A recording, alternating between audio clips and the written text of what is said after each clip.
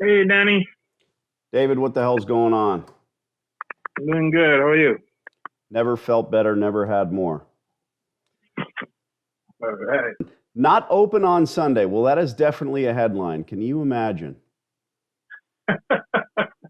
Unbelievable. I had to pull over as soon as I saw it. That's like the pool is not open during the summer. Unreal.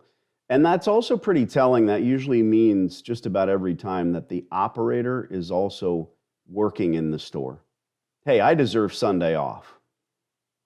Almost every time. You're not going to have an employee that you tell to take Sunday off. Does that make sense? Yeah. We got Seth's phone number from the deli next door, and that's Seth is the landlord or the landlord's rep. Sounds like it's the landlord's rep. So the And, and, landlord is and like you said, they're Jewish, and so therefore they don't work on the Sabbath. But that's Saturday. That's not Sunday. That doesn't make sense. yeah. So she told me, she said they're Jewish, so they don't work on the Sabbath and they don't work on Sundays because that's when I went there. So I don't know if that's just their time off for like family or whatever it is, Crazy. but I know Saturday might be Well, out. without further ado, this is all academic, and I'm not a professor. Let's call Seth. You can mute your phone. Be prepared to take really good notes. Take the notes right in the Google Doc. Stand by. Okay.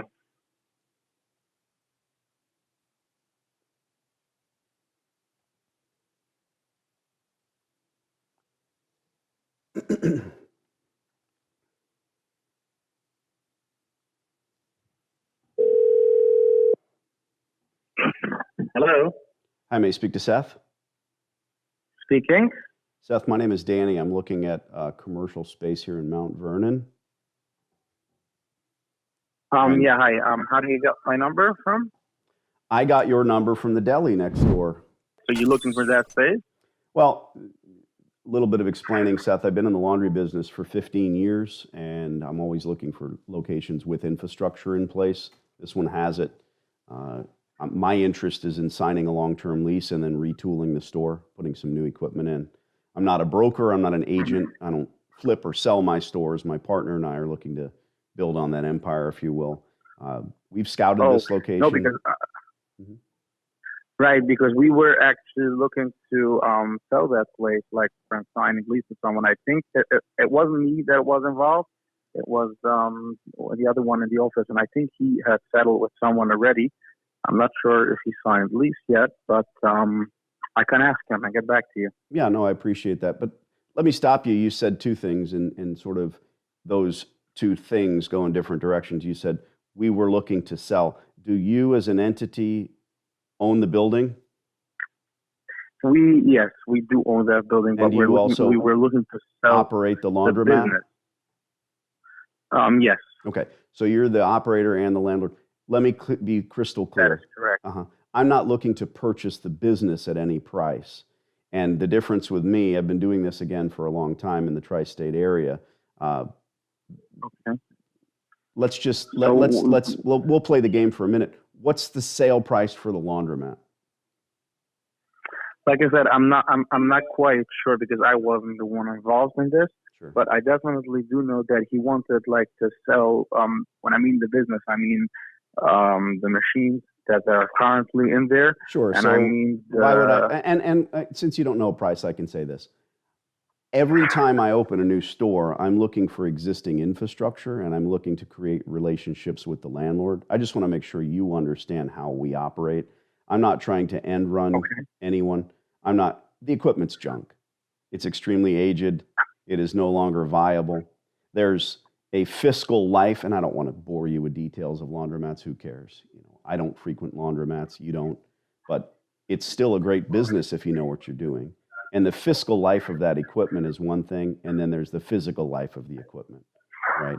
When you've got a right, 1987 Corolla and the transmission goes bad, it's time for a new car. We know that. right, 100%. So, And but in this still, case, I'm I looking know. for infrastructure. I'm looking to discuss long-term leases. And let me just say this. If you're able to find someone interested in purchasing the business rights, God bless you. Uh, no matter what the price, that is money wasted, in my opinion. I'd rather spend on me and pay your rent on time later. So if you're interested in landlording, that's our offer. It's not nothing. It's a long-term, at least 15-year minimum lease in most cases. And that's what it takes, because every 7 years we're retooling these stores. Hmm. I get it. So you are not interested in buying as a business, as what would you do with the machines? What would you do with the infrastructure that's currently in there right now? You said two things. The infrastructure we want, that's what we're after. The machines, the F&E, the furnishings and equipment is junk. You can have them. So what do you mean as an infrastructure?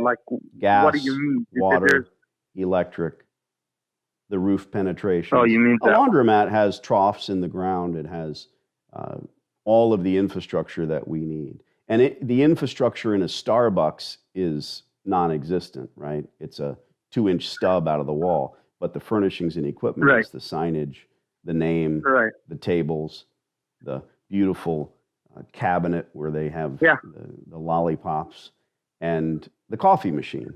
But really, more than anything, in laundromats, this equipment, I've been in this store, and Seth, frankly, I'm not here to hurt anyone's feelings. They close the doors on Sunday. We do half of our business on Sunday. Half of the laundromat business is on Sunday. Let me tell you this much. We are not in the laundromat business. We were really not looking to grow in that business, because we are in the real estate business. So we just bought that property as is, and we just brought it with the guys that used to work for the old owner, and we just let it run no matter what, as long as it's covered. We didn't look Seth, to make what's funny, out of it. We are this close, you and I, on an understanding. I think we already have an understanding. What you want as a landlord are good long-term tenants, whether that's a nail salon or a national chain or a laundromat. And right now, what you have, right, exactly. So you don't have the ability to understand it. What do you have as far as value, my brother? If you sell this place to someone for $50,000, you've got a fool for a tenant, in my opinion, because they've given you $50,000 for what? For equipment. If they try to limp that equipment along, in 6 months, you're going to be losing that lease. Do me a favor. Sounds like you might have something in the works. Find out whomever it is in your office that knows or understands what the deal is or isn't. Look, we're not even talking terms yet. I'd love to talk terms with you. Right. I'm not going to try to beat you up. I can tell you precisely what we can afford. I can tell you exactly what this square footage will yield. I can send you an email. You can crawl up my ass and see what we do and how we do it. But at the end of the day, get back to landlording, Seth. Collect a rent check. Don't try to run a laundromat. Yeah, right. You're right. You're right about that. But we haven't. That's the second time today I've been right. Tell my wife. So, like I said, we have someone in the works. I just got to run it through by the one who dealt with them to see if we finalize. What's your email address? Good. No pressure from me. I think you get that impression. This is a great business if you know what you're doing and understand that I don't want to spend money on someone else's failure any more than the next guy. And what you want, you've got choices. You can vanilla this space. You can spend the money on more inventory. Eek, nobody's doing that now. You can move forward with a good, strong operator. I believe that's us. Or find somebody to buy the business, and we already talked about that. I hate to repeat myself. I think we're close. Seth, find out what you can for me, and I'm not looking for rent rolls or what the deal may be. And I also don't get into bidding wars. It's not my thing. The day is too long for that. God bless. I'll send you an email. Let me know what you find out. No problem. Take care. Thank you, sir. Thanks for reaching out. Bye. So that was good. I know what I think. What do you think? I think we're on the same page. They want to do the landlord and they don't want to get involved with the laundromat, which is exactly what we're looking for. This is the way free laundromats are done. There's no need to talk terms. There's no need to start discussing lease rates and what we're going to pay for trash removal. It's making him understand that this is casual. right? There is no value in the store. And you heard him say that. Yeah, I get it.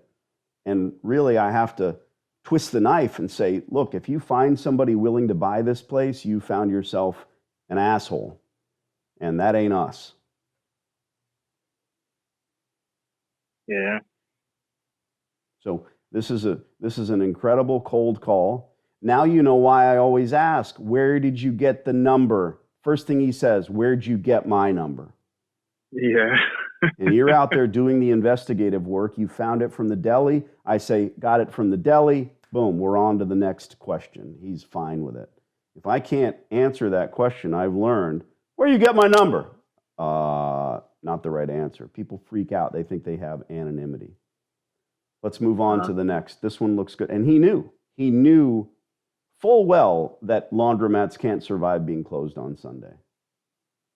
Yeah.